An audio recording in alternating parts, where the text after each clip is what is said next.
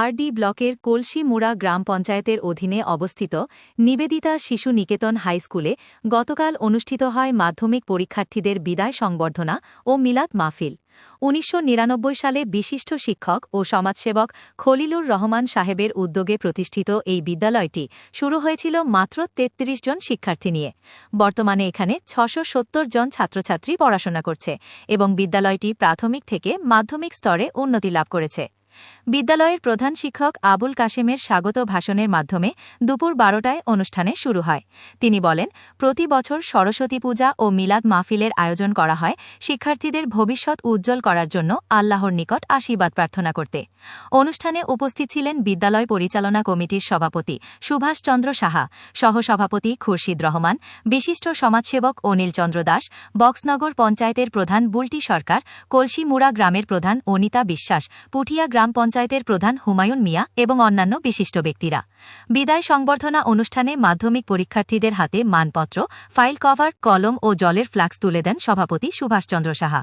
তিনি ছাত্রছাত্রীদের উদ্দেশ্যে বলেন, তোমাদের মা বাবা অনেক কষ্ট করে তোমাদের উচ্চশিক্ষিত করে তুলেছেন, তাদের প্রতি সম্মান প্রদর্শন করতে হবে এবং সমাজের উপকারে আসতে হবে। মসজিদের ইমাম সাহেব সাইফুল ইসলাম শিক্ষার্থীদের উদ্দেশ্যে বলেন, হজরত মোহাম্মদ শিক্ষা ও শান্তির প্রতীক, তোমরা যদি তার আদর্শ অনুসরণ করো তবে সমাজে একটি সুষ্ঠু পরিবেশ গড়ে তুলতে পারবে। অনুষ্ঠানের শেষে মিষ্টি বিতরণের মাধ্যমে বিদায় সংবর্ধনা ও মিলাদ মাহফিলের সমাপ্তি ঘোষণা করা হয়। ছাত্রছাত্রীদের মধ্যে আনন্দ ও বেদনার মিশ্রণ দেখা যায়, কারণ তারা জীবনের প্রথম বড় পরীক্ষার দিকে পা বাড়াচ্ছে। বিদ্যালয়ের এই মহতী অনুষ্ঠানে শিক্ষার্থীদের ভবিষ্যৎ সফলতার জন্য সকলেই আশীর্বাদ করেন। যাতে তোমাদের যে লক্ষ্য রয়েছে সেই স্থির লক্ষ্যে পৌঁছানো যায় সেই দিকে তোমরা সচেষ্ট থাকবে। এবং আমরা অনেক সময় দেখি যারা পড়াশোনা করার পর তারা বিভিন্নভাবে ধাবিত হয়। যেমন আমাদের ঘরের মধ্যে অনেক সময় দেখা যায় আমাদের ঘরে মা বাবারা যখন থাকে তাদের অনেক কষ্টার্জিত অর্থের মধ্য দিয়ে আমাদের এই ছাত্রছাত্রীদের পড়াশোনার ব্যয়ভার তারা গ্রহণ করেন এবং এই ব্যয়ভার গ্রহণ করার পরে যখন ছাত্রছাত্রীরা উচ্চ শিক্ষিত হয়, অনেকে ডাক্তার হয়ে যায়, অনেকে ইঞ্জিনিয়ার হয়ে যায়, অনেকে বিজ্ঞানী হয়ে যায়, কিন্তু তারপর তার যে সৃষ্টিকর্তা মা বাবা তাকেও সে ভুলে যায় এবং তার ভুলে যাওয়ার পরে দেখা যায় আমাদের সেই বৃদ্ধ মা বাবাকে বৃদ্ধাশ্রম ছাড়া তাদের আর কোনো গতি হয় না। ঘটবে আজকে যদি সত্যিকারের আমরা শিক্ষা নিতে পারি, আমরা সুশিক্ষায় শিক্ষিত হতে পারি, তাহলে আমি বলবো এই ত্রিপুরা রাজ্যের মধ্যে, এই ভারতবর্ষের মধ্যে কোথাও একটা বৃদ্ধাশ্রমের প্রয়োজন নেই, বৃদ্ধাশ্রমের কোনো প্রয়োজন থাকার কোনো দরকারই নেই। কারণ আমরা কেন মা বাবাকে ভুলবো? যার কল্যাণে আমরা এই পৃথিবীর আলো দেখেছি, যার কল্যাণে আমরা এই ভূমিষ্ঠ হয়ে আমরা বড় হয়েছি, বড় হয়ে আমরা সুশিক্ষায় শিক্ষিত হয়েছি, তারপরে আমরা আমাদের মা বাবার প্রতি এই অবহেলা কেন থাকবে? বসবেন তাদের জন্য আজকে যেটা বিদায় বলে সম্বোধনা করা হচ্ছে, সত্যিকারে সেটা বিদায় নয়, সেটা হচ্ছে জীবনের একটা ধাপ মাত্র।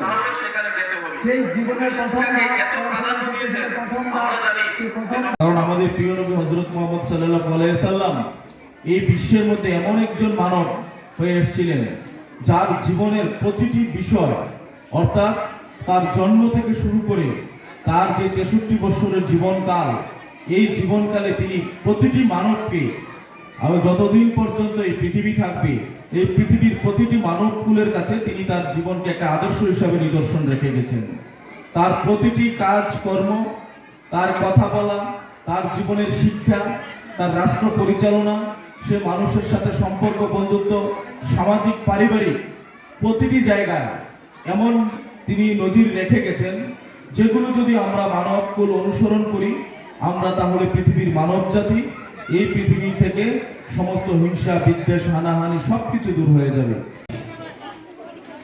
অ্যাকচুয়ালি প্রথমত মাহফিল, যেই মিলাদ মাহফিল তার বিষয় নিয়ে স্যার এখানে বর্ণনা করেছে, এটা আমাদের মুসলিম ধর্মাবলম্বী ভাইদের যে যিনি হযরত মোহাম্মদ, ওনার জীবনী, সেই জীবনী যারা মুসলিম ধর্মাবলম্বী ভাই রয়েছে, পাশাপাশি হিন্দুরাও এখানে বসে শোনা এবং এই বিষয়ের উপর যেই মৌলানা সাহেবগুলি যে কথা বলবেন ওনারা সেই বিষয়ে যারা বসে আছো তারা অবশ্যই তাদের কথাগুলি মনোযোগ দিয়ে নিজেদের জীবনে কাজে লাগানোর জন্য আমি আহ্বান রাখছি। পাশাপাশি যেহেতু সংবর্ধনা সভা বিদ্যালয় থেকে দেওয়া হয় তোমাদের ভবিষ্যৎকে আরো সুদৃঢ় এবং উজ্জ্বল করার জন্য, আমি আশাবাদী আছো কয়েকদিনের মধ্যে হয়তো তোমাদের সেই পরীক্ষা। আমি অনুরোধ রাখবো এই কয়টা দিন মনোযোগ অত্যন্ত গভীরভাবে তোমাদের সেই পুস্তকের উপরে রেখে ভালোভাবে প্রিপারেশন নেবে এবং আজকে মিলাদের মধ্যে দিয়ে তোমাদেরকে সেই প্রার্থনাও ওনারা মহান আল্লাহ তাআলার কাছে করবেন যেন তোমাদের ভবিষ্যৎ উজ্জ্বল হয়। আর একটা বিদ্যালয় তখনই সুসজ্জিত হয়। এখানে আসার পূর্বে আমি যখন কথা বলছিলাম একটা বিষয় এখানে উঠে এসেছে, শুধু পরিচালন কমিটি এবং বিদ্যালয়ের যারা শিক্ষক শিক্ষিকা রয়েছে তাদের দ্বারা কখনো একটা বিদ্যালয়কে একটা শ্রেষ্ঠ বিদ্যালয় বানানো সম্ভব নয়। যারা অভিভাবক আছেন আপনারা এই ধরনের অনুষ্ঠানে অবশ্যই অংশগ্রহণ করবেন। আমি আশাবাদী যে আপনাদের উপস্থিতি এবং এখান থেকে যারা বসে আছে আপনাদের ছেলে মেয়েদেরকে কিছু উপদেশ দেওয়ার জন্য সেই আলোচনাগুলি আপনারাও শুনে আপনাদের ছাত্র বা আপনাদের ছেলে বা মেয়ের কোন জায়গাতে দুর্বলতা রয়েছে সেই জায়গায় বাড়িতে বসে তাদের সঙ্গে কথোপকথন করলে আগামীতে তার ভবিষ্যৎ সুদূর হবে।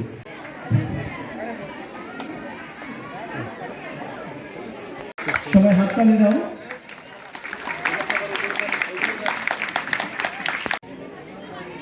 ফাইলটার উপরে দেখে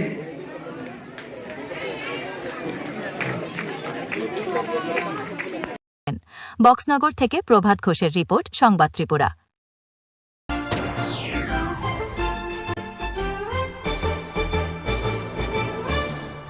রান্নার স্বাদ এবং গুণমান বৃদ্ধি পানি সিস্টার গুঁড়া মশলা, সয়াবিন আটা সুচির পর প্রত্যেকের সুস্বাস্থ্যের জন্য এবার রান্নার তেলের দায়িত্বেও sister kachi ghani mustard oil. Sister, আপনাদের বিশ্বাস আমাদের দায়িত্ব।